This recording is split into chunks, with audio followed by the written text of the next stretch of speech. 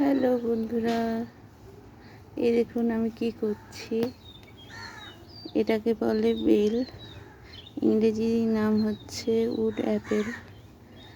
আর কাল এই বেলটা বাজার থেকে কিনে আনা হয়েছে, কিন্তু পাকা না।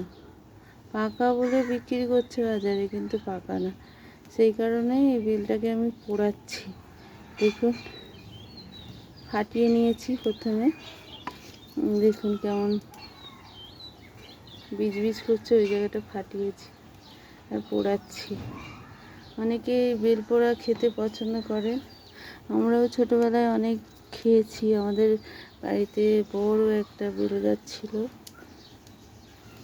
এখন আর সেই বেল গাছটা নেই, এখন কিনে আনতে হয় বাজার থেকে। তাই দেখুন এটা পোড়াচ্ছি কীভাবে।